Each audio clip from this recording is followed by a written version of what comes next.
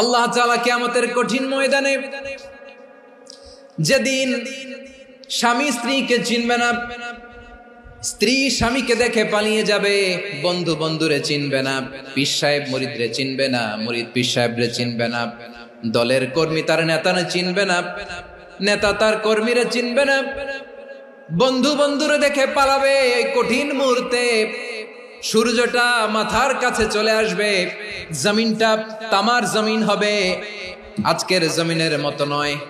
মানুষ ঘর্মাক্ত, ক্লান্ত, শ্রান্ত মাথার মগজগুলো কানের ছিদ্র আর নাকের ছিদ্র দিয়ে বেয়ে বেয়ে পড়বে। বিশ্বনবী ফরমান, কিয়ামতের ওই কঠিন ময়দানে 7 শ্রেণীর ব্যক্তিকে রব্বুল আলামিন তার আরশের নিচে ছায়া দিবেন। তার মধ্যে প্রথম শ্রেণীর ব্যক্তি হলো ইমামুন আদিল, যে ইনসাফের সাথে বিচার করে, যে জাস্টিস সমাজে সার্ভ করে, যে সুশাসন নিশ্চিত করে, ওই ইমামুন আদিল। আদিল শব্দটা বুঝছেন না? ইন্নাল্লাহা ইয়া'মুরু বিল আদল, পাইছেন? আদিল। 7 শ্রেণীর ব্যক্তিকে আল্লাহ তাআলা সুশীতল আরশের নিচে ছায়া দিবেন, যেদিন তার দেয়া ছায়া ছাড়া কোনো ছায়া থাকবে না।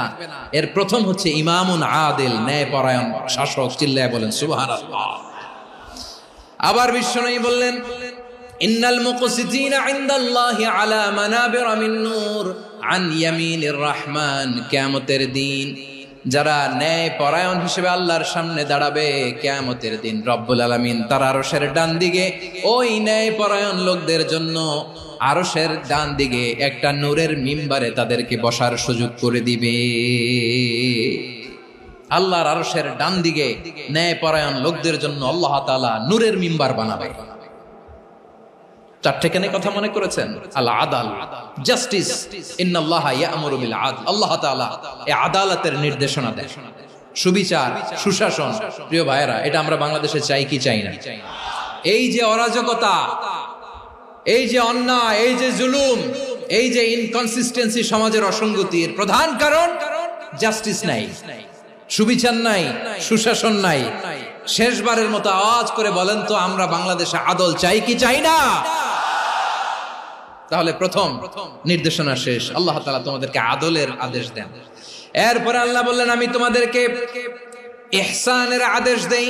ইন্নাল্লাহা ইয়া'মুরু বিল আদলি ওয়াল ইহসান। আমি তোমাদেরকে যেমনি আদলের নির্দেশনা দেই, তেমনি ভাবে তোমাদেরকে ইহসানের নির্দেশনা দেই। ইহসান, আওয়াজ করে সবাই বলেন তো ইহসান। ইহসান মানে কারো প্রতি সফট হার্টেড হওয়া, মহানুভব হওয়া, অনুগ্রহ পরায়ণ হওয়া, অনুগ্রহশীল হওয়া, একে অপরের প্রতি দয়াদ্র হওয়া।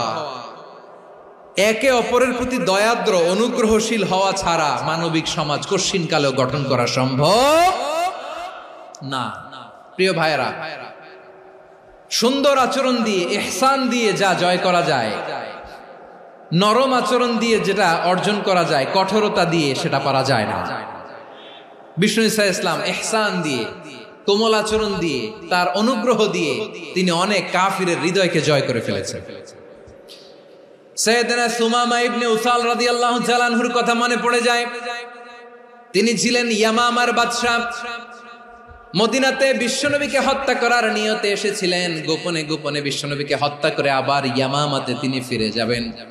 কিন্তু কি অবাক করা কাণ্ড, হত্যা করতে পারে নাই, সাহাবাদের হাতে তিনি ধরা পড়ে গেলেন। সাইয়েদনা সুমামা ইবনে উসাল রাদিয়াল্লাহু তাআলা আনহু হত্যার নিয়তে আসলেন, কিন্তু হত্যা করতে পারলেন না। সাহাবারা ওনাকে ধরে ফেললেন, ধরে মসজিদে নববীর পিলারের মধ্যে বেঁধে রাখলেন। সুমামা ইবনে উসাল, সিরাত থেকে শুনে, সিরাত থেকে শোনাচ্ছি, রাদিয়াল্লাহু তাআলা আনহু ইয়ামামার অধিপতি ছিলেন। বিশ্বনবীকে হত্যার জন্য আসছেন, ধরা পড়ে গেছেন, এখন মসজিদে নববীতে বেঁধে রাখছেন। তার মানে বন্দী। তো এখন স্ট্যাটাস কি? বন্দী, ক্যাপটিভ। তো বিষ্ণু ঈসা ইসলাম সাহাবাদেরকে বললেন, তার খোঁজ খবর নিও, সুমামা ইবনে উসালের খোঁজ খবর নিও। সাহাবার বলেন, ইয়া রাসূলুল্লাহ, আপনাকে হত্যা করতে এসেছে, তার তো কঠিন ক্যাপিটাল পানিশমেন্ট হওয়া দরকার, কঠিন শাস্তি হওয়া দরকার। বিশ্বনবী বললেন, না, আমি যেটা জানি তোমরা সেটা জানো না, তোমরা সুমামার সাথে ভালো আচরণ করো। বিশ্বনবী সুমামার কাছে গেলেন। প্রথম দিন যে তিনি কালেমার দাওয়াত দিলেন, ইমানের দাওয়াত দিলেন, ইসলামের দাওয়াত দিলেন। রিসালাতের দাওয়াত দিলেন, আখিরাতের দাওয়াত দিলেন। পরের দিন যে বিশ্বনবী সালাতের দাওয়াত দিলেন, যাকাতের দাওয়াত দিলেন, ইসলাম কি, কিভাবে, কেমন করে পালন করতে হয় চমৎকার আর্টিকুলেট করতে শুরু করলেন। তন্ময় হয়ে সুমামা ইবনে উসাল রাদিয়াল্লাহু তাআলা আনহু বিশ্বনবীর কথাগুলো শুনতে আরম্ভ করলো। একদিন নয়, 2 দিন নয়, টানা 3 দিন বিশ্বনবী সুমামার কাছে ইসলামকে প্রেজেন্ট করেছেন, উপস্থাপন করেছেন। আওয়াজ করে বলেন, কয় দিন? 3 দিন। 3 দিন মসজিদে নববীতে বাধা। আর সাহাবীদেরকে বললেন, তার খোঁজ খবর নিও, তোমরা যে রুটি বানাও এর মধ্যে সবচেয়ে ভালো আটার রুটিটা তারে দিও, সবচেয়ে রিফাইন্ড খেজুর, যেটা পিওর খেজুর, এটা তারে দিও। আর বিশ্বনবী নিজের উট থেকে দুধ দহন করে ওনার বাড়ির এক কর্মচারীকে বলেছেন, দুধ দহন করে সুমামার জন্য নিয়ে যেও। সুবহানাল্লাহ পড়বেন না? সবাই তো অবাক, ইয়ামামা থেকে আসছে নবীকে হত্যা করতে, বিশ্বনবী দেখে তারে জামাই আদর করে। একদিন নয়, 2 দিন নয়, টানা 3 দিন বিশ্বনবী এভাবে সুমামার কাছে যেয়ে ইসলামকে প্রেজেন্ট করতে আরম্ভ করলেন, ইসলামকে উপস্থাপন করতে শুরু করলেন। আর তাকে চমৎকার এন্টারটেইনমেন্ট, আপ্যায়ন দিতে আরম্ভ করলেন। টানা 3 দিন যখন ইসলামের দ্য বিউটিজ অফ ইসলাম, ইসলামের সুমহান বাণী, সৌন্দর্য তার কাছে উপস্থাপন শেষ, তাকে আপ্যায়ন শেষ, বিশ্বনবী বললেন সাহাবাদেরকে, যাও এবার সুমামার হাতের পায়ের রশি দুটো খুলে দাও। সাহাবারা তর্ক জুড়ে দিলেন, লা ইয়া রাসূলুল্লাহ, এমনটা করবেন না, তো ভয়ঙ্কর ভয়ঙ্কর খুনি, কি জানি কি হয়ে যায়। বিশ্বনবী বললেন, না, তার হাতে পায়ের রশিগুলো খুলে দাও। সাহাবারা বিশ্বনবীর কথা মতো তার হাতে পায়ের রশিগুলো খুলে দিল। সুমামা মুহূর্তের মধ্যে মসজিদে নববী থেকে বের হয়, ইয়ামামায় ফিরে না যে মসজিদে নববীর পাশে একটা খেজুর বাগান ছিল, সেখানে চলে গেলেন। সেখানে একটা ছোট্ট কুয়া ছিল, কুয়ার পানি দিয়ে তিনি গোসল করলেন। সুবহানাল্লাহ পড়েন। কুয়ার পানি দিয়ে গোসল করে মসজিদে নববীর সামনে এসে বিশ্বনবী এবং সাহাবাদের সামনে দাঁড়িয়ে সাব্বাবা উঁচু করে বললেন, আশহাদু আল্লা ইলাহা ইল্লাল্লাহ ওয়া আশহাদু আন্না মুহাম্মাদান আবদুহু ওয়া রাসূলুহু। আমি সাক্ষ্য দিচ্ছি আল্লাহ ছাড়া কোনো ইলাহ নাই, আর মুহাম্মদ আল্লাহ তাআলার প্রেরিত বান্দা এবং রাসূল। প্রিয় ভাইয়েরা, ইহসান দিয়ে যা জয় করা যায়, কঠোরতা দিয়ে সেটা কঠিনকালেও জয় করা যায় না। আওয়াজ করে বলেন, ঠিক কি না? এবার সুমামা দাঁড়িয়ে বলে, ওগো নবী, আমি তো কালিমা পড়ে মুসলমান হয়ে গেলাম, এবার শোনেন, এই মুহূর্তের আগে আপনার চেহারার চাইতে নিকৃষ্ট কোনো চেহারা আমার কাছে ছিল না, কিন্তু শাহাদা পাঠ করার পরে আপনার চেহারার চাইতে উত্তম শ্রেষ্ঠ কোনো চেহারা আমার কাছে আর নাই। ও নবী, আজকের দিনের আগে ইসলাম ধর্মের চেয়ে নিকৃষ্ট অপছন্দনীয় কোনো ধর্ম আমার কাছে ছিল না, কিন্তু এই মুহূর্ত থেকে ইসলামের চেয়ে সেরা শ্রেষ্ঠ পছন্দনীয় কোনো ধর্ম আমার কাছে নাই। নবী গো, আজকের দিনের আগে মদিনার চাইতে অপছন্দনীয় নিকৃষ্ট কোনো শহর আমার কাছে ছিল না, কিন্তু এই মুহূর্তের পর থেকে মদিনার চাইতে কোনো শ্রেষ্ঠ শহর আমার জানা নাই। সে ছিল গমের বড় ডিলার, গম বেচতো। কি বেচতো? তার গম কিনে মক্কার লোকেরা রুটি খাইতো। সে ঘোষণা দিল, আজকে থেকে মক্কাবাসীদের জন্য সব গম আমি হারাম করে দিলাম, মক্কাবাসী এখন না খেয়ে মরে। সুবহানাল্লাহ পড়বেন না? মক্কাবাসী বিশ্বনবীর কাছে আসলেন, এসে বললেন, মুহাম্মদ, আমরা তো তোমার ভাই, তোমার চাচা, তোমার ভাতিজা, তোমার আত্মীয়, তুমি সুমামারে বলো সে যেন আবার গমের সাপ্লাই মক্কার জন্য অনুমতি দিয়ে দেয়। বিশ্বনবীর অনুমতি ক্রমে সুমামা আবার মক্কাতে গম পাঠাতে শুরু করলো। পড়েন সুবহানাল্লাহ। ইহসান, ইহসান দিয়ে আপনি যেটা জয় করতে পারবেন, you can win the heart of your enemies. ইহসান দিয়ে আপনি আপনার শত্রুর হৃদয়কে জয় করতে পারবেন। এজন্য আল্লাহ বললেন, ওয়া আনফিকু ফি সাবিলিল্লাহি ওয়া লা তুলকু বিআইদিকুম ইলাত তাহলুকা ওয়া আহসিনু ইন্নাল্লাহা ইউহিব্বুল মুহসিনিন। তোমরা আল্লাহর রাস্তায় দান করবে আর নিজেরা নিজেদেরকে ধ্বংসের হাতে ঠেলে দিও না। তোমরা একে অপরের প্রতি ইহসান করবে, কারণ ইহসানকারীদেরকে আল্লাহ বড্ড ভালোবাসেন। সুবহানাল্লাহ পড়েন। আবার সূরা রহমানে আল্লাহ বললেন, হাল জাযাউল ইহসানি ইল্লাল ইহসান ফাবিআইয়ি আলা, সবাই পড়েন, ফাবিআইয়ি আলাই রাব্বিকুমা তুকাযযিবান। ইহসানের প্রতিদান হিসেবে ইহসানি হয়। বিশ্বনবী সুমামার প্রতি যেমন ইহসান করেছেন, সুমামাও ঠিক তেমন ইহসান ফিরিয়ে দিয়েছে। ঠিক কিনা বলেন? তাহলে 1 নম্বরে হচ্ছে আদ, ন্যায় বিচার। 2 নম্বরে সবাই বলেন ইহসান, সদাচরণ। ইহসান 2 ধরনের প্রিয় ভাইরা, ইহসান ফিল ইবাদা, ইহসান ফিল মুআমালা।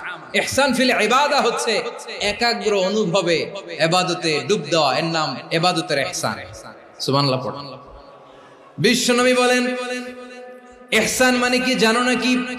হাদিসে জিবরিলে সাইয়েদনা জিবরিল আলাইহিস সালাম বিশ্বনবীকে বললেন আখবিরনি আনিল ইহসান। নবী আমাদেরকে বলেন ইহসান মানে কি? বিশ্বনবী বললেন আনতা আবুদাল্লাহা কাআন্নাকা তারাহু ফাইন লাম তাকুন তারাহু ফাইন্নাহু ইয়ারাক। ইহসান মানে হলো এমন ভাবে তুমি আল্লাহর সামনে নিজেকে উজাড় করে ইবাদত করবে, তুমি ভাববে তুমি আল্লাহকে দেখতে পাচ্ছ। আর এটা যদি ভাবা তোমার জন্য কঠিন হয়ে যায়, অন্তত এতটুকু তুমি ভাববা যে আল্লাহ তোমাকে দেখতে পাচ্ছেন। ঠিক কিনা বলেন? ও আমার বীর চট্টলার ভাইয়েরা, কেউ যেটা দেখে না সেটা দেখে কে? এই বিশ্বাস হৃদয়ের মধ্যে আছে? নামাজে যখন দাঁড়ান এই ফিলিংসটা আনা যাবে? এসা পর্যন্ত যে আমরা হায়াত পাবো কোনো গ্যারান্টি আছে?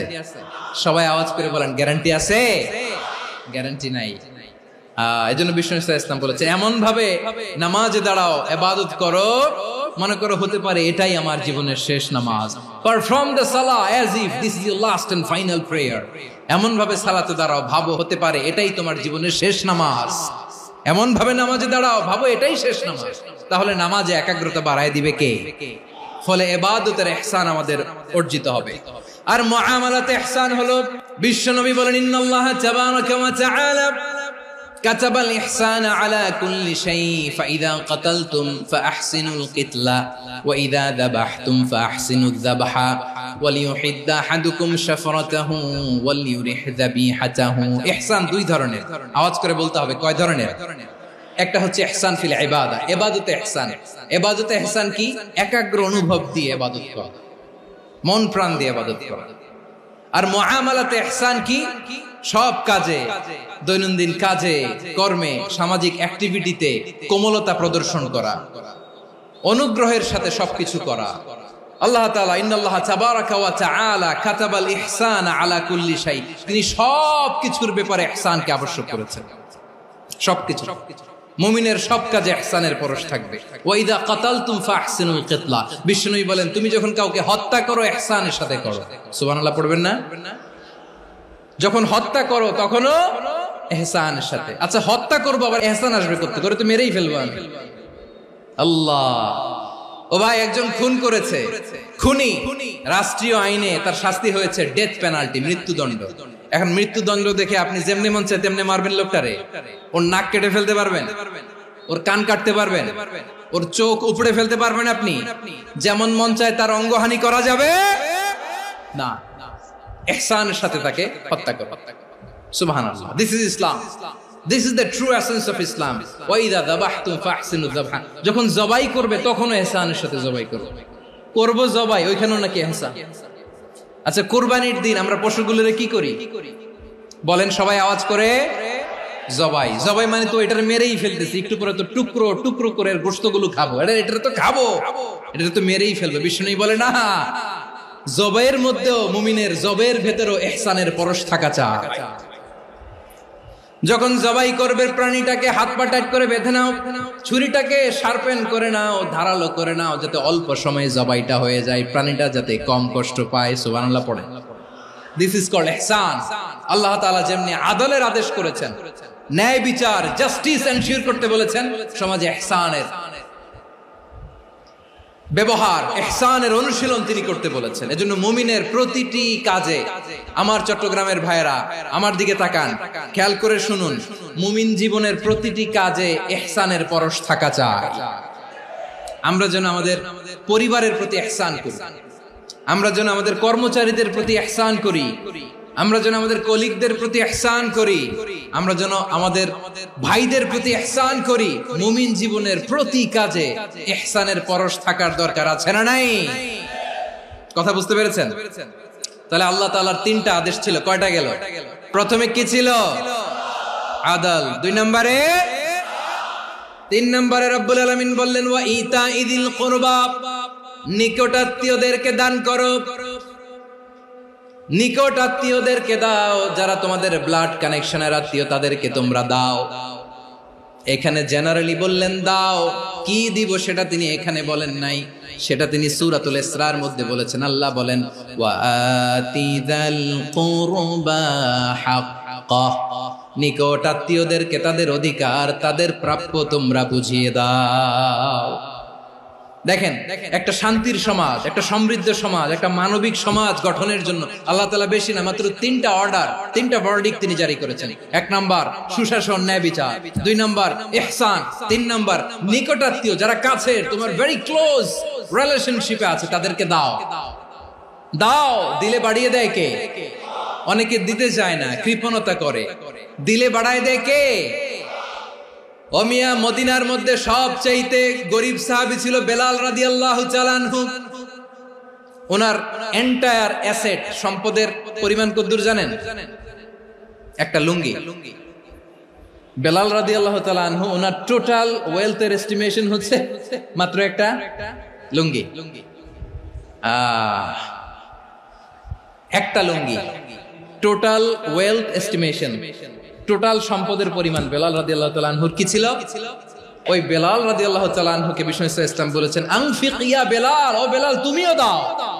ওয়ালা তাখশা মিন যিল আরশি ইখলালা, আরশের অধিপতির তো কোনো ঘাটতি নাই, তুমি দিলে ওই আল্লাহ তোমারে বাড়ায় দিবে। এজন্য আমার প্রিয় ভাইয়েরা, দিলে কমে না, দিলে বাড়ে। অনেকে ধরে রাখে, নতুন কিছু নিতে পারে না, হাত দিয়ে যেটা ধরে রেখেছেন এটা দিয়ে দেন, বড় একটা ধরার সুযোগ পাবেন। জোরে বলেন ঠিক কিনা? রব্বুল আলামিন বললেন তিন নাম্বার আদেশ হলো তোমাদের প্রতি সমাজটারে কেমন করে মানবিক সমাজ, সুন্দর সমাজ গড়বা। তিন নাম্বার আদেশ হলো ওয়া আতিদাল কুরবা হাক্কা, নিকটাত্মীয়দেরকে তাদের প্রাপ্য বুঝিয়ে দাও। এই নিকটাত্মীয়দেরকে তাদের অধিকার বুঝিয়ে দেওয়া, প্রাপ্য বুঝিয়ে দেওয়াতে আমাদের গাফলতি আছে না নাই? অনেকে দেখবেন অনেক আল্লাহওয়ালা, তাহাজ্জুদ গুজার, সেজদা দিতে দিতে কপালে কালো দাগ ফেলে দিছে, সে তার বোনের হকটা আদায় করে নাই। আছে না নাই? অনেক বড় হাজী সাহেব, বিশাল লম্বা দাড়ি, ছেলেরে সব দিয়ে দিছে, মেয়েরে কিছু দেয় নাই, মেয়ের হক আদায় করে নাই। আছে না নাই? এই হাজী সাহেবেরা, এই আল্লাহওয়ালারা কিয়ামতের ময়দানে আটকে যাবে। আপনি অন্যের অধিকার নষ্ট করেছেন, তাদের রাইটস কে ভায়োলেট করেছেন। এজন্য আল্লাহ তাআলা বলেন, কারো অধিকার যদি কেউ নষ্ট করে, ওই সমাজটা মানবিক সমাজ কঠিনকালেও হতে পারে না। এজন্য তিন নম্বর আল্লাহ বললেন ওয়া ইতাইদিল কুরবা, নিকটাত্মীয়দেরকে দাও। কি দিবা? তাদের অধিকার দিয়ে দাও। বোনের অধিকার বুঝিয়ে দাও, মেয়ের অধিকার বুঝিয়ে দাও, ফুফুর অধিকার বুঝিয়ে দাও। দেখবেন অনেক মায়েরা ছেলের পাতে মুরগির রান দেয়, মেয়ের পাতে দেয় মুরগির ঠ্যাং। তো মেয়ের কি মুরগির রান খেতে মনে চায় না? মনে চায় না? এমনটা করা যাবে না। নিকটাত্মীয়দেরকে অধিকার দিয়ে দাও, নিকটাত্মীয়ের সাথে সুসম্পর্ক রাখো। আদেশটা কার? এজন্য প্রিয় ভাইয়েরা, জীবনে যদি বারাকা অর্জন করতে চান, নিকটাত্মীয়দের সাথে সুসম্পর্ক রাখতে হবে, তাদের জন্য উপহার পাঠাতে হবে। বিশ্বনবী বলেন লা ইয়াদখুলুল জান্নাতা কাতে, যে ব্যক্তি আত্মীয়তার সম্পর্ককে ছিন্ন করে দেয়, সে কঠিন কালেও আল্লাহর জান্নাতে ঢুকবে না। আপনি কি এটারে সহজ হাদিস মনে করছেন? এটা সহজ কথা। আপনি ভাবছেন আপনার নামাজ আপনারে বাঁচাতে পারবে, আপনার রোজা বাঁচাতে পারবে, আপনার তাহাজ্জুদ আপনারে বাঁচাতে পারবে? অধিকার নষ্ট করলে কিছুই আপনারে বাঁচাতে পারবে না। এজন্য নিকট আত্মীয়দেরকে দিতে হবে বেশি বেশি। বিশ্বনবী বলেন ইন্না সাদাকাতা আলাল মিসকিনি সাদাকা ওয়া আলা যির রাহিমি ইসনাতান সাদাকাতুন ওয়া সিলা। মিসকিন রে দান করলে শুধু দানের সওয়াব হয়, নিকট আত্মীয়কে দান করলে দুইটার সওয়াব হয়, সাদাকার সওয়াব হয়, আবার আত্মীয়তার বন্ধন অটুট রাখার সওয়াব হয়ে যায়। আবার বিশ্বনবী বললেন মান সাররাহু আইয়ুবসাতা লাহু ফি রিজকিহি ওয়া ইনসালাহু ফি আসারিহি ফালইয়াসিল রাহিমা। যে ব্যক্তি তার রিজিকের প্রশস্ততা চায় আর হায়াতে বরকত চায়, সে যেন তার আত্মীয়ের সাথে সুসম্পর্ক রাখে। আমার প্রিয় চট্টলার ভাইয়েরা, আমাদের রিজিক বাড়ুক, এটা আমরা চাই কি চাই না? সবাই চান? হ্যাঁ, আমাদের রিজিকে প্রশস্ততা আসুক, চাই কি চাই না? আমাদের হায়াতে বরকত আসুক, আমরা চাই কি চাই না? এই দুইটা যদি চান তাহলে নিকটাত্মীয়দের সাথে সুসম্পর্ক রাখবেন। পারবেন? তাহলে সমাজটারে মানবিক সমাজ বানায় দিবে কে? তিনটা আদেশ চলে গেল। 1 নম্বরে কি ছিল? 2 নম্বরে, 3 নম্বরে নিকটাত্মীয়দেরকে দান। আল্লাহ তাআলা তিনটা জিনিসের যেমনি আদেশ করেছেন, অনুরূপ ভাবে তিনটা বিষয় তিনি বারণ করেছেন, নিষেধ করেছেন, ওগুলোর কাছেও যাওয়া যাবে। রাব্বুল আলামিন বলেন, ওয়ায়ানহা আনিল ফাহশাই ওয়াল মুনকারি ওয়াল বাগি। আমি যেমনি তিনটি বিষয়ে আদেশ করলাম, অনুরূপ ভাবে তিনটি বিষয়ে বারণ করলাম, নিষেধ করলাম। আমার 1 নাম্বার নিষেধাজ্ঞা হলো অশ্লীলতার প্রতি। ফাহশা, ওয়ায়ানহা আনিল ফাহশা, আল্লাহ তাআলা অশ্লীলতাকে নিষেধ করেছেন। কোন জিনিসকে? সবাই বলুন, কোন জিনিসকে? যত ধরনের, যত টাইপের, যত ক্যাটাগরির অশ্লীলতা হতে পারে সব অশ্লীলতাকে হারাম করেছেন কে? ফাহশা মানে কি? কথায়, কাজে, আচরণে, কমেন্ট, ফেসবুকের কমেন্টসে যত ধরনের নোংরামো আছে, যত ধরনের অশ্লীলতা আছে, এটাকে আরবিতে বলে ফাহশা। রাব্বুল আলামিন বলেন, কুল ইন্নামা حرم ربي الفواحش ما ظهر منها وما بطن। ও নবী, আপনি বলে দেন, আমার রব প্রকাশ্য, অপ্রকাশ্য, স্পষ্ট কিংবা অস্পষ্ট, দৃশ্যমান কিংবা অদৃশ্যমান সব অশ্লীলতাকে হারাম করেছেন। সব ধরনের অশ্লীলতা হারাম। আল্লাহ তাআলা আমাদেরকে অশ্লীলতা থেকে বাঁচায়। এবার বলেন, আমাদের সমাজে অশ্লীলতা আছে না নাই? অশ্লীলতা নানা ভাবে, নানা নামে, নানা মোড়কে আমাদের সমাজে আছে না নাই? সংস্কৃতির নামে, ফ্যাশনের নামে, বিনোদনের নামে, উপন্যাসের নামে, কনসার্টের নামে অশ্লীলতা আছে না নাই? আপনি দেখেছেন কনসার্টগুলোর অবস্থা? আমাদের তরুণ তরুণীরা, আমাদের যুবক যুবতীরা, আমাদের জেনজিরা, কি অবস্থা ওইখানে? কনসার্টের নামে অশ্লীলতা আছে না নাই? ছেলে মেয়ে একে অপরকে জড়ায় ধরতেছে, একে অপরকে চুমু খাচ্ছে, প্রকাশ্যে, দিবালোকে, গণমানুষের সামনে। আল্লাহ তাআলা এই অশ্লীলতা থেকে আমাদেরকে বেঁচে থাকতে বলেছেন। রূপালী জগতের নামে অশ্লীলতা আছে না নাই? এই টার্মটা আপনারা জানেন না? রূপালী জগৎ কি জগৎ? আসলে কি রূপালী জগৎ না অন্ধকার জগৎ? আমার বোনেরা, আপনাদেরকে যে কি বলে তারা বুঝায়, রূপালী জগৎ শুনেই আপনি ভরকে যাবেন না। রূপালী জগতে যে নারী যত বেশি উলঙ্গ, সে নাকি তত বেশি সাহসী। জানেন? বলে এটা একটা সাহসী নারী, খুব সাহসী পদক্ষেপ তার। যত বেশি শরীর থেকে কাপড় নামাতে পারবে, যত বেশি বস্ত্রহীন হয়ে নিজেকে প্রেজেন্ট করতে পারবে, সে নাকি তত বেশি সাহসী। আমার চট্টলার ভাইয়েরা, শয়তানের প্রথমে এজেন্ডা ছিল বনি আদমকে বস্ত্রহীন করা। সে আদম এবং হাওয়া আলাইহিস সালামকে নিষিদ্ধ গাছের ফল খাইয়ে তাদেরকে বস্ত্রহীন করেছে। এই জামিনেও সে আমাদেরকে বস্ত্রহীন করতে চাইবে। এই রূপালী জগতের নামে তারা এটা করে। আমার প্রিয় বোনেরা, আপনি জানেন না আপনার দাম কত। ওরা আপনাদেরকে বিজ্ঞাপনের সস্তা পণ্য বানাতে চায়। ওরা আপনাদেরকে ওদের ভোগের লিপসার টুলস বানাতে চায়। ওরা আপনাদেরকে দিয়ে ওদের খায়েশ পূরণ করতে চায়। এটা আপনাদের জন্য মোটেও ডিগনিটি নয়, এটা আপনাদের জন্য সম্মান নয়। আপনার সম্মান শালীনতায়, আপনার সম্মান হেজাবে, আপনার সম্মান ভদ্রতায়, আপনার সম্মান আপনার ডিসেন্ট পোশাকে। পোশাক বলে দেয় এই নারীটা ভদ্র না অভদ্র। পোশাক বলে দেয় এই মেয়েটা কোন ঘরের মেয়ে। আপনি জানেন না, আপনারা সস্তা পণ্য বানায়, ভোগের পণ্য, বিলবোর্ডে আপনাকে উলঙ্গ করে উপস্থাপন করে। এই অশ্লীলতার সাথে ইসলামের কোনো সম্পর্ক। এজন্য আল্লাহ বলেন, আমি অশ্লীলতাকে হারাম করেছি। অশ্লীলতাকে হারাম করার প্রথম কারণ হলো এর মাধ্যমে মানবতাকে অপমানিত করা হয়। কারণ মানুষের সম্মান মানুষের পোশাকে। মানুষ যখন পোশাকহীন হয়ে যায়, বস্ত্রহীন হয়ে যায়, তার সম্মান কমে যায়। ঠিক কিনা? অশ্লীলতাকে হারাম করার প্রথম কারণ হচ্ছে মানুষ মানুষকে অপমান করে। একটা নারী, সে তো সম্মানিত, নারী যে কত সম্মানিত নারীরা এটা বুঝেই নাই।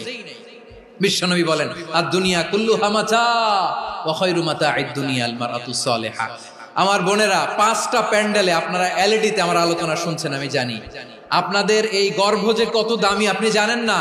আপনার পেট থেকেই আসবে আগামী দিনের সালাহুদ্দিন আল আইয়ুবী। আপনার পেট থেকেই আসবে অনাগত দিনের ইমাম মাহদী আল মুনতাযর। আপনার পেট থেকেই আসবে অনাগত দিনের ফয়সাল, ওয়াসিম, মুগ্ধ, আবু সাইদের মতো বীর যোদ্ধা। আমার প্রিয় বোনেরা, আমার প্রিয় বোনেরা, বিশ্বনবীর কথার ওজন খেয়াল করেন। আদ-দুনিয়া কুল্লুহা মাতা ওয়া খায়রু মাতা'id দুনিয়া আল মারআতুস সালিহা। দুনিয়ার সবকিছুই অ্যাসেট, এর মধ্যে সবচেয়ে দামি অ্যাসেট নেককার নারী। আপনার গর্ভ যে কত দামি আপনি জানেন না। নিজের সময়টাকে কাজে লাগান, কোরআন পড়েন, সুন্নাহ পড়েন। আপনার অনেক দায়িত্ব ঘরে। You are the MD of your family. একটা family it's a very big institution. পরিবার একটা অনেক বড় প্রতিষ্ঠান। And you are the MD of your institution. আপনি এই পরিবারের MD, managing director of your family. এখানে আপনার কত দায়িত্ব। আপনি ছেলে মেয়েদেরকে তারবিয়া করবেন, আপনি আপনার স্বামীর জন্য ঘরটার জান্নাতের নীর বানাবেন, আপনার জন্য জান্নাতের ডুপ্লেক্স বাড়ি ওইখানে তৈরি করে রাখবে কে? আপনি যে কত দামি আপনি জানেন না। নারীদেরকে আল্লাহ বানিয়েছেন উচ্চতর করে, নিম্নতর নয়। নারীদেরকে ছোট্ট জিনিস দিলে এটার বড় করে দেয়। নারীদেরকে ভ্রূণ দিলে, শুক্রাণু দিলে নারী এটারে বাচ্চা হিসেবে উপহার দেয়, ঠিক কিনা? বিয়ের মাধ্যমে স্বামী যখন তার শুক্রাণু তার স্ত্রীকে উপহার দেয়, স্ত্রী রিটার্নে কি উপহার দেয়? ফুল ফর্ম বেবি, মানব সন্তান। দেখছেন, আপনি দিলেন একটুকুনি, দিছে বিশাল। আপনি যদি নারীকে বাজার এনে দেন, নারী এটাকে সুস্বাদু খাবারে রূপান্তর করে দেয়। আপনি তাকে একটা মুচকি হাসি দিয়ে দেন, সে তার কলিজা দিয়ে দেয়। কিন্তু যদি আপনি তার মনে কষ্ট দেন, সে আপনার জীবনকে জাহান্নাম বানায়া দেয়। নারীর মন বুঝতে পারলে নেয়ামত, বুঝতে না পারলে কিয়ামত। আমার প্রিয় বোনেরা, আপনি যে কত দামি আপনি জানেন না। অনেক দামি আপনি। আপনাদেরকে যেন ভোগের সস্তা পণ্য বানাতে না পারে, আপনাদেরকে সচেতন থাকতে হবে। তাহলে কেন আল্লাহ তাআলা এই ফাহশা, অশ্লীলতাকে হারাম করলেন? 1 নাম্বার, এতে হিউম্যান ডিগনিটি কমে। 2 নাম্বার, এতে মানুষের অধিকার নষ্ট হয়। আপনি বিয়ে করেছেন, এরে পরকিয়া করেন, ওর সাথে এরকম আছে না নাই? স্ত্রীর অধিকার নষ্ট করেছেন। আপনি বিবাহ সম্পর্কে আবদ্ধ হয়েছেন তার সাথে, আপনি পরকিয়া করেন ওই ছেলের সাথে, আপনি আপনার হাজবেন্ডের সাথে বিট্রে করেছেন। এজন্য আল্লাহ অশ্লীলতাকে হারাম করেছেন। অশ্লীলতাকে হারাম করার আরেকটা কারণ হচ্ছে আল্লাহ তাআলা এই হিউম্যান জেনারেশনকে এটাকে প্রিজার্ভ করতে চায়। হিফজুন নাসল, এটা মাকাসিদুশ শরিয়ার অনেক গুরুত্বপূর্ণ একটা মাকাসিদ, অনেক গুরুত্বপূর্ণ। আপনার নাসল, আপনার জেনারেশনকে সংরক্ষণ করা। এই যে আসতেছে ফেব্রুয়ারি, কত ফেব্রুয়ারি জানো? এটা কি বিশ্ব ভালোবাসা দিবস? হ্যাঁ, কি দিবস? এই বিশ্ব ভালোবাসা দিবসের সাথে মুসলমানদের কোনো সম্পর্ক নাই। আমার প্রিয় ভাইরা, এই যে আপনি অবৈধ সম্পর্কে জড়ালেন, কেন আল্লাহ অশ্লীলতাকে হারাম করেছে দেখেন। বলতেছিলাম যে এটা আপনার নাসল, আপনার জেনারেশন, আপনার লিনিয়েজ, আপনার বংশকে প্রিজার্ভ করা। কে কার বাবা, কে কার মা, বাবা মা জানা, প্রজন্মকে প্রিজার্ভ করা, এটা ইসলাম ওয়াজিব করে দিয়েছে। এই যে অবৈধ সম্পর্কের কারণে, বিশ্ব বেহায়া দিবসের কারণে, এগুলোর আউটকাম, আউটপুট হিসেবে মাঝে মাঝে এই ঢাকা মেডিকেলের ডাস্টবিনে নবজাতকের বাচ্চার কান্নার আওয়াজ শুনতে পাওয়া যায়। চট্টগ্রাম মেডিকেলের ডাস্টবিনে নবজাতকের কান্না শুনতে পাওয়া যায়। বীর চট্টলার মুসলমানেরা বুঝতে পারলে আওয়াজ করে বলেন, এই যে চট্টগ্রাম মেডিকেলে যে নবজাতকটা পাওয়া গেল, ওর বাবাকে আমাকে বলেন, ওর মাকে, ও কোন ফ্যামিলির সন্তান কেউ জানে? আপনি হিউম্যান ডিগনিটিকে অপমান করেছেন না? আপনি তার ভবিষ্যৎকে অন্ধকার করেছেন না? আপনি তার লিনিয়েজকে প্রশ্নবিদ্ধ করে দিয়েছেন না? এই জন্য আল্লাহ তাআলা অশ্লীলতাকে আমাদের জন্য হারাম করে দিয়েছেন। পড়েন সুবহানাল্লাহ। এই জন্য রাব্বুল আলামিন বলেন, কুল ইন্নামা হারামা রাব্বিয়াল ফাওয়াহিশা মা যাহারা মিনহা ওয়া মা বাতান। প্রকাশ্য অপ্রকাশ্য সব অশ্লীলতাকে হারাম ঘোষণা করে দিয়েছে কে? আবার দুনিয়ার বুকে যারা অশ্লীলতার প্রসার করে তাদের জন্য শাস্তি মজুদ রেখেছে কে? রব্বুল আলামিন বলেন ইন্নাল্লাযীনা ইউহিব্বুনা আন তাশিআল ফাহিশাতু ফিল্লাযীনা আমানু লাহুম আযাবুন আলীমুন ফিদ দুনিয়া ওয়াল আখিরাতি ওয়াল্লাহু ইয়ালামু ওয়া আনতুম লা তা'লামুন। নিশ্চয়ই যারা বিশ্বাসীদের মাঝে অশ্লীলতার প্রচার প্রসার করতে চায় তাদের জন্য আমি মর্মন্তুদ শাস্তি প্রস্তুত করে রেখেছি, দুনিয়াতেও রেখেছি, আখিরাতেও রেখেছি। ঘোষণাটা কার? যারা এই নাটকের নামে, সিনেমার নামে, রূপালী জগতের নামে, মুভির নামে, ওটিটি প্ল্যাটফর্মের নামে আমার সমাজে অশ্লীলতা ছড়াতে চায়, তাদের জন্য কঠিন মর্মন্তুদ শাস্তি মজুদ রেখে দিয়েছে কে? ও আমার বোনেরা, এখনো আপনি জাগবেন না? এখনো আপনার চিন্তার দুয়ারে এখনো নাড়া পড়ে নাই? ওরা আপনাকে উলঙ্গ বানাতে চায়, ওরা আপনাকে আইটেম গার্ল বানাতে চায়। এজন্য ইসলাম অশ্লীলতাকে হারাম করেছে। হারাম।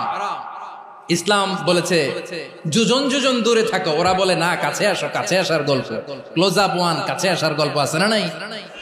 তাহলে অশ্লীলতার সাথে আমাদের কোনো সম্পর্ক? সবাই বলতে পারেননি, আওয়াজ করে বলুন, অশ্লীলতার সাথে আমাদের কোনো সম্পর্ক? আমরা এই সমস্ত ক্লোজ আপ ওয়ান, কাছে আসার গল্পের প্রোগ্রামে যাব? আমরা কোন ধরনের অশ্লীল কন্টেন্ট সোশ্যাল মিডিয়ায়, টিভিতে দেখব? কি যুগ যে আমরা কাটাচ্ছি আপনি কল্পনা করতে পারবেন না। পর্ন ইন্ডাস্ট্রি, নারী পুরুষের বস্ত্রহীন যুগল দৃশ্য, এটাকে দিয়ে ওরা কোটি ডলারের ইন্ডাস্ট্রি বানিয়েছে। পুরো মানব ইতিহাসে এরকম জঘন্য সময় মানব ইতিহাস পার করে নাই। পর্ন এটা ইন্ডাস্ট্রি হয়ে গেছে। আমাদের এই যুবকগুলো, জেনজিগুলো, ওদের চরিত্র বাঁচাবে কি করে? কেমন করে হেফাজত করবে ওদের এই মূল্যবান চরিত্র? আমার প্রিয় ভাইরা, এই অশ্লীলতার দ্য লেটেস্ট ভার্সন হচ্ছে LGBTQ, শরীফ থেকে শরীফা। শুনছেন আপনারা? দেখতে পুরুষ, আসলেই পুরুষ, সুস্থ একজন পুরুষ, 4 সন্তানের বাবা, বলে আমি মনে মনে নারী। দেখতে নারী, সুস্থ নারী, আসলেই সে দিব্যি একজন নারী, বলে আমি মনে মনে পুরুষ। সবচেয়ে ভয়ঙ্কর অশ্লীলতার সবচাইতে লেটেস্ট ভার্সন হচ্ছে এই ট্রান্সজেন্ডারিজম। সুস্থ পুরুষ তার বায়োলজিক্যাল গ্রোথকে হরমোন দিয়ে স্টপ করে দিয়ে সে সার্জারি করে নারী হতে চায়। সুস্থ নারী পুরুষ হতে চায়। পুরুষ পুরুষের প্রতি সেক্সুয়ালি আকর্ষণ বোধ করে। এটা লূত আলাইহিস সালামের কওমের মধ্যে ছিল। এটাকেও আল্লাহ কোরআনে ফাহিশা বলেছেন। ওয়ালুতান ইয قال لقومه أتأتون الفاحشة ما سبقكم بها من أحد من العالمين। লূত আলাইহিস সালাম বললেন, তোমরা কি এমন এক অশ্লীল কার্যক্রমে ডুব দিলে নাকি যেটা গোটা বিশ্বের কেউ কখনো করে নাই, তোমরাই প্রথম করেছো? পড়েন নাউযুবিল্লাহ। এই পশ্চিমের এই রোগ আমার দেশে যেন আসতে না পারে, আমাদের সজাগ থাকতে হবে। প্রিয় ভাইরা চিল্লায় বলেন ঠিক কিনা? পশ্চিমের অবস্থা ভয়ঙ্কর। পাশ্চাত্যে, আমি যুক্তরাষ্ট্রে ছিলাম অনেকদিন, কয়েক মাস, বিভিন্ন স্টেটে ঘুরেছি। গার্ডিয়ানরা উদ্বিগ্ন, ছেলে মেয়েদেরকে, ছোট্ট ছেলে মেয়ে, ওদেরকে জিজ্ঞেস করে, তুমি how do you feel right now inside yourself? তুমি ভিতরে ভিতরে কেমন ফিল করো? তোমার কি ছেলে ছেলে লাগে না মেয়ে মেয়ে লাগে? আচ্ছা বলেন, এই ছোট্ট বাচ্চাটাও কি এগুলো জেন্ডার অ্যাসাইনমেন্ট বলতে এগুলো কিছু বুঝে? এইভাবে মিসগাইড করা হচ্ছে। কৌতূহল বশত ছোট্ট ছেলে যদি বলে আমার তো মেয়ে মেয়ে লাগে, তখন বলে যে না তুমি মেয়ে, ছেলে না। মা বাবা বাধা দিলে ওকে আলাদা গভর্নমেন্ট হাউসে নিয়ে যায়। ভয়ঙ্করতম অবস্থা। আমরা একটা সময় শুনতাম যে হুজুর আমার ছেলেটা খুব ভালো, হাফেজে কোরআন, আল্লাহওয়ালা। হুজুর আমার ছেলে দাড়ি রাখছে, আল্লাহওয়ালা। হুজুর আমার ছেলে 5 ওয়াক্ত সালাত জামাতের সাথে পড়ে, তার মানে আল্লাহওয়ালা। পশ্চিমে যে আমি কি শুনছি জানেন? ওরা বলে হুজুর আমার ছেলেটা ইউনিভার্সিটির একটা মেয়ের সাথে প্রেম করে, ও খুব আল্লাহওয়ালা, হুজুর দোয়া করবেন। এর কারণ ওদের কাছে আল্লাহওয়ালার ক্রাইটেরিয়া হচ্ছে হুজুর আমার ছেলেটা আরেক ছেলের পছন্দ করে নাই, আমার মেয়েটা আরেক মেয়েকে ভালোবাসে নাই, এজন্য আমার ছেলেটা আল্লাহওয়ালা হুজুর ওর জন্য একটু দোয়া করে দিয়ে। কি চ্যালেঞ্জ ওরা ফেস করতেছে। ওনার ছেলে যে আরেক ছেলেরে বিয়ে করবে না, এটাতেই উনি খুশি যে আলহামদুলিল্লাহ আমার ছেলেটা একটা মেয়েরে ভালোবাসে, আমার মেয়েটা একটা ছেলেরে ভালোবাসে, মানে এটা খুব আল্লাহওয়ালা। নাউজুবিল্লাহ পড়তে পারলেন না? এজন্য অশ্লীলতার সাথে আমাদের কোন সম্পর্ক। রাব্বুল আলামিন বলেন ওয়ায়ানহা আনিল ফাহশাই ওয়াল মুনকারি ওয়াল বাগি, তিনটা জিনিসকে আমি নিষিদ্ধ করলাম। এক নাম্বার হলো ফাহশা, অশ্লীলতা। দুই নম্বরে হলো মুনকার, সমস্ত মন্দ কাজ। মুনকার মানে হচ্ছে যত মন্দ কাজ, খারাপ কাজ, বাজে কাজ, এটার বলে মুনকার। এটার কি বলে? আপনারা পড়ছেন না তা'মুরুনা বিল মা'রুফি ওয়া তানহাউনা আনিল মুনকার, সৎ কাজের আদেশ, অসৎ কাজের নিষেধ। মুনকার, মুনকার হচ্ছে মানুষের স্বাভাবিক বিবেকবোধ যেটাকে খারাপ বলে, ওইটাই মুনকার। পৃথিবীর সব আসমানি গ্রন্থ যেটাকে খারাপ বলেছে, মানুষের স্বাভাবিক বিবেকবোধ যেটাকে খারাপ বলেছে, এগুলো সব মুনকার। যেমন ইফতিজিং, এটা কি ভালো না খারাপ? মজুদদারি, খাদ্যে ভেজাল দেওয়া, ওজনে কম দেওয়া, মাছে ফরমালিন মিশানো, চাঁদাবাজি, টেন্ডারবাজি, দখলবাজি, এগুলো আমাদের স্বাভাবিক বিবেকেই বলে এগুলো খারাপ, এগুলো হচ্ছে মুনকার। আল্লাহ তাআলা এই মুনকার থেকে আমাদেরকে বেঁচে থাকতে বলেন, আর শয়তান এই মুনকারের প্রতি আমাদেরকে উদ্বুদ্ধ করে।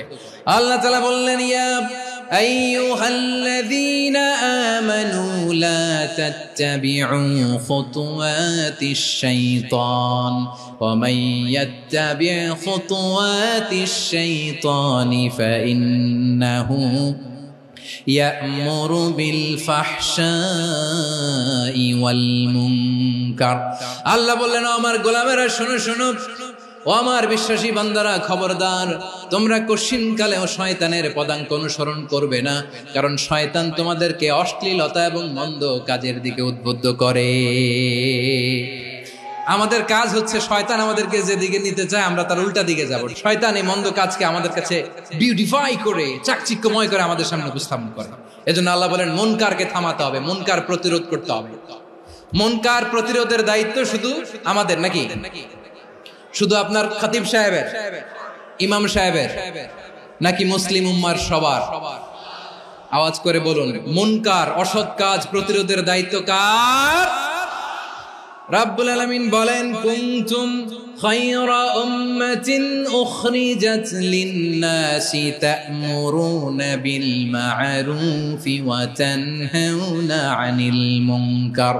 তোমাদেরকে শ্রেষ্ঠ জাতি করে জমিনের মধ্যে আবির্ভূত করা হয়েছে, যাতে করে তোমরা জমিনের ভেতরে সৎ কাজের আদেশ করতে পারো আর অসৎ কাজের নিষেধ করতে পারো। উম্মাহ, কুনতুম খায়রা, তাহলে গোটা উম্মার দায়িত্ব, এটা বুঝতে পারছেন তো? আচ্ছা, আরো নিচে আসেন।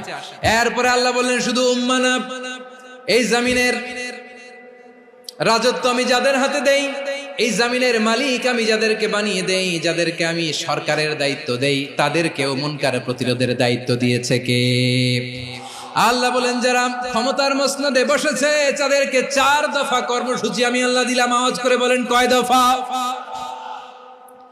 আল্লাহ বলেন আল্লাযীনা ইম্মাক্কান্নাহুম ফিল আরদি আকামুস সালাতা ওয়া আতাউয যাকাতা ওয়া আমারু বিল মা'রুফি ওয়া নাহাউ আনিল মুনকার ওয়ালিল্লাহি আকিবাতুল উমুর। যারা এই জমিনের উত্তরাধিকার হয়েছে তারা 4 দফা কর্মসূচি নিয়ে সামনে আগাবা। সালাত কায়েম করবা, যাকাত আদায় করবা, সৎ কাজের আদেশ দিবা, অসৎ কাজ থেকে মুনকার প্রতিরোধ করবা। আদেশটা কার? আমার প্রিয় চট্টলার ভাইরা, পুরো উম্মার দায়িত্ব মুনকার প্রতিরোধ করা, সরকার প্রধানের দায়িত্ব মুনকার প্রতিরোধ করা। এরপর আল্লাহ বলেন প্রতিটা ফ্যামিলির যিনি প্রধান সিইও বাবা, প্রত্যেক বাবারও দায়িত্ব এই মুনকার প্রতিরোধ করা। আওয়াজ করে বলেন ঠিক কি না? যেমনটি সাইয়েদনা লোকমান আলাইহিস সালাম ওনার কলিজার টুকরা সন্তানকে আদেশ করেছেন, ইয়া বুনাইয়া আকিমিস সালাতা ওয়া'মুর বিল মা'রুফি ওয়ানহা আনিল মুনকার। পড়েন সুবহানাল্লাহ। বাবা ছেলেকে সবক দিচ্ছে। লোকমান আলাইহিস সালাম ছেলেকে বলতেছে, ওরে আমার কলিজার টুকরা সন্তান, ওরে আমার বাছা, নামাজ কায়েম করবা, সৎ কাজের আদেশ দিবা, আর মুনকার প্রতিরোধ করবা, অসৎ কাজ সমাজ থেকে খারাপ কাজকে ঝেঁটে বিদায় করে দিবা। তাহলে দেখেন আমি স্টেপ বাই স্টেপ নামলাম।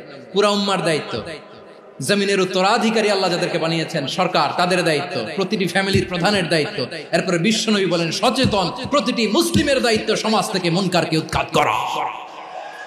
বিশ্বনবী বলেছেন, মান রাআ মিনকুম মুনকারান ফালিয়ুগাইয়িরহু বিয়াদিহি ফাইন লাম ইয়াস্তাতি ফাবিলিসানিহি ওয়া ইন লাম ইয়াস্তাতি ফাবিকলবিহি ওয়া যালিকা আযআফুল ঈমান।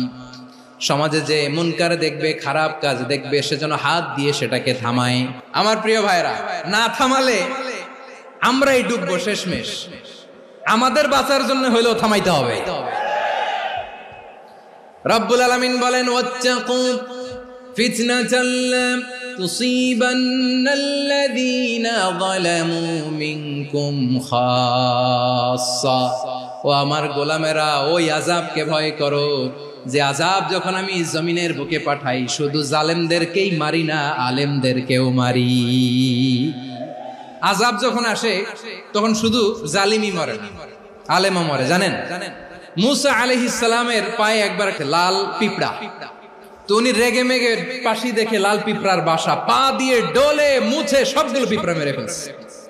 এই ঘটনাটা আল্লাহ ঘটিয়েছেন এজন্য মুসা আলাইহিস সালাম ছিলেন কালিমুল্লাহ, সরাসরি আল্লাহর সাথে কথা বলতেন। তিনি আল্লাহকে জিজ্ঞেস করেছিলেন, আল্লাহ তুমি যখন কোন জনপদে আযাব পাঠাও, শাস্তি দাও, ওখানকার শুধু জালেমরাই তো মরে না, ভালো মানুষগুলোও মরে, তো আযাব দিবা মুশরিকদের উপর দিবা, অবাধ্যদের উপর দিবা, ভালো মানুষগুলোরে মারো কেন?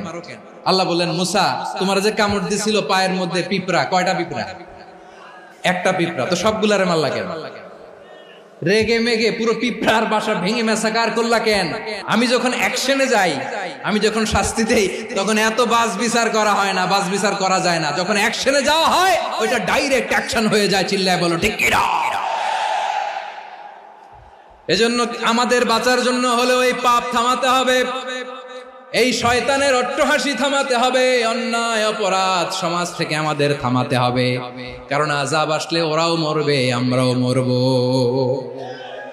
একটা জাহাজ 2 তলা, আপনি আছেন 2য় তলায়, নিচের তলার কিছু লোক জাহাজের তলা ছিদ্র করতে আরম্ভ করছে।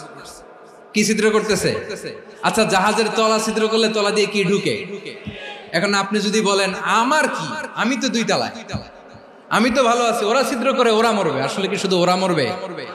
তলা দিয়ে যখন পানি ঢুকবে, জাহাজ ঢুকলে আপনিও মরবেন। এজন্য নিজে মরার আগে ওই পাগলগুলোর নিচতলায় যে থামাতে হবে। চিল্লায় বলেন ঠিক কি না? এজন্য আল্লাহ বললেন, মুনকার প্রতিরোধের দায়িত্ব সমাজের টপ টু বটম সবার।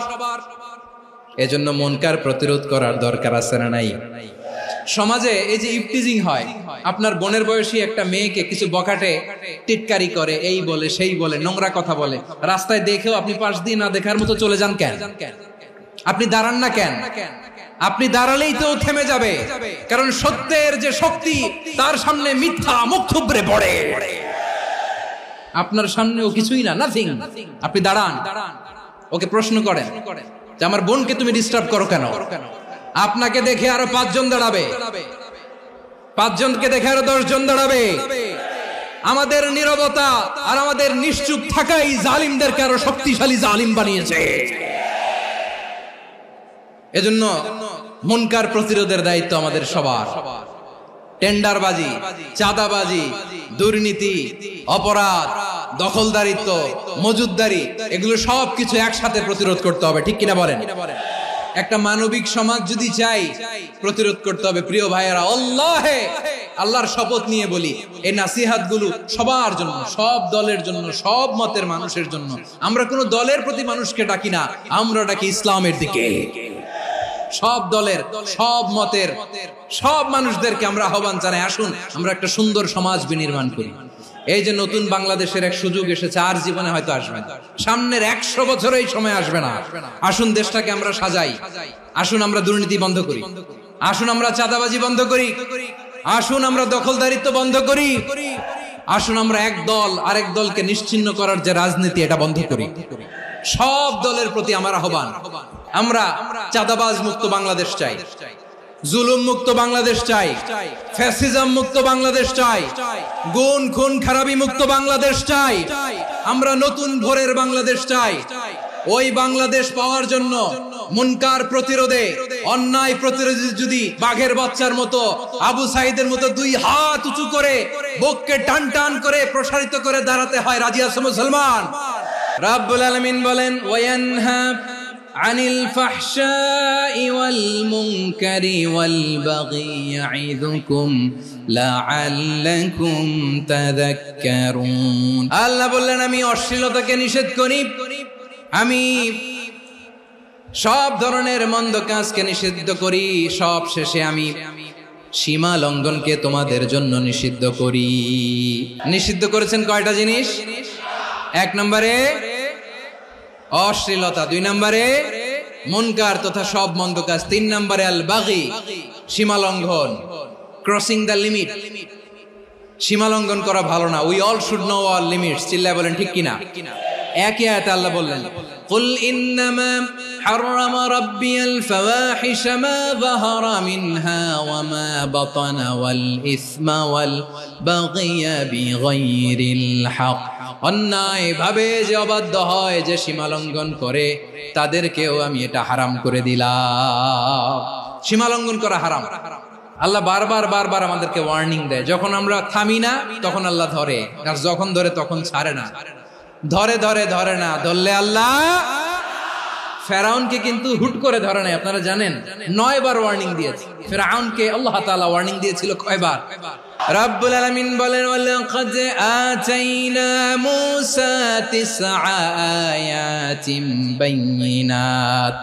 9টা মুআজিজা দেখিয়েছি, 1 2 3 বারবার এইভাবে রিমাইন্ডার, ওইভাবে রিমাইন্ডার, এইভাবে নসিহত, ওইভাবে দাওয়া। ফাকুলা লাহু কাওলান লাইয়িনা, নরম করে বলো, সফট করে বলো, যত ওয়ে হতে পারে দাওয়া মেথডোলজি।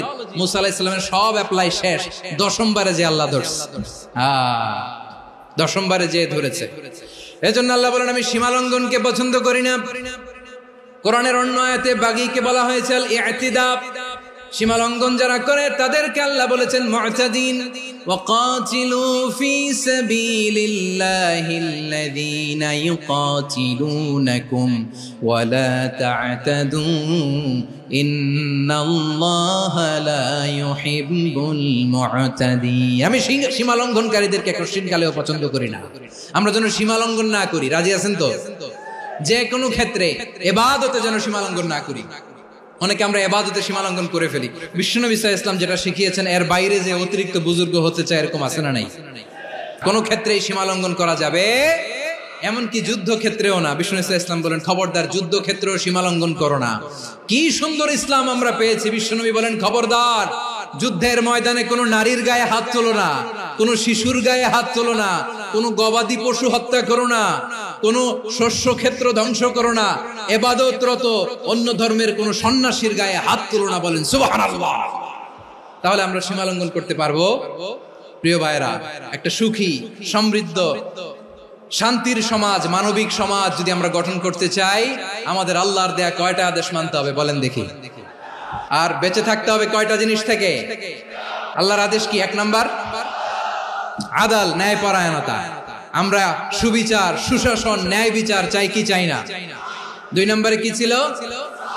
মাশাআল্লাহ, আমরা যেন সবার প্রতি দয়া পরবশ হই, ইহসান করি। 3 নম্বরে কি ছিল? নিকটাত্মীয়দের দান করা, তাদের অধিকার প্রাপ্য বুঝিয়ে দেওয়া। পাশাপাশি 3টা জিনিস থেকে আল্লাহ বারণ করেছেন, নিষেধ করেছেন। তার প্রথমটা ফাহশা, অশ্লীলতা। অশ্লীলতার সাথে আমাদের কোনো সম্পর্ক। 2 নম্বর নিষেধাজ্ঞা কি ছিল? আল মুনকার, সমাজের যত মন্দ কাজ, এগুলোকে আমরা প্রতিরোধ করব। রাজি আছেন তো সবাই? 3 নম্বরে আল বাগী, সীমালঙ্ঘন। কোন মুসলিম সীমালঙ্ঘন করে না। রাব্বুল আলামিন শেষে বললেন, ইয়াইদুকুম লাআল্লাকুম তাযাক্কারুন। আল্লাহ তোমাদেরকে উপদেশ দেন যাতে তোমরা শিক্ষা গ্রহণ করো। আমরা উপদেশ দেব, আমরা জোর করে কাউরে কিছু মানাতে চাই না। লা ইকরাহা ফিদ্দীন ওয়াযাক্কির ফাইন্না যিকরা তানফাউল মুমিনিন। উপদেশ দিলে এটা মুমিনদের কাজে দেয়। লাস্তা আলাইহিম বিমুসাইতির ইন্নামা আনতা মুযাক্কির। নবী হে, আপনি রিমাইন্ডার দাতা, আপনি উপদেশ দিবেন। আমরাও বিশ্বনবীর এই হাদিসগুলো থেকে, কোরআনের আয়াত থেকে রিমাইন্ডার, এই কথামালা বাণী বাহক হিসেবে এই বাণীগুলো আপনাদের সাথে কাছে পৌঁছে দিলাম। আমরা আল্লাহ তাআলার কাছে প্রার্থনা করি, আল্লাহ আমরা যেন আদল দিয়ে আমাদের সমাজকে গঠন করতে পারি। আল্লাহ আমরা যেন ইহসান করতে পারি, আমরা যেন নিকটাত্মীয়দের দান করতে পারি। আল্লাহ যত ধরনের অশ্লীলতা, অনাচার, মন্দ কাজ, সীমালঙ্ঘন, অবাধ্যতা থেকে যেন আমরা বেঁচে থাকতে পারি। আল্লাহ তাআলা আমাদের সবাইকে কথাগুলো বুঝার ও আমল করার তৌফিক দান করুক। হাযা মা ইনদি ওয়াল ইলমু ইনদাল্লাহ আলাইহি তাওয়াক্কালতু ওয়া ইলাইহি উনীব। সুবহানাকাল্লাহুম্মা বিহামদিকা আশহাদু আল্লা ইলাহা ইল্লা আনতা আস্তাগফিরুকা ওয়া আতুবু ইলাইক।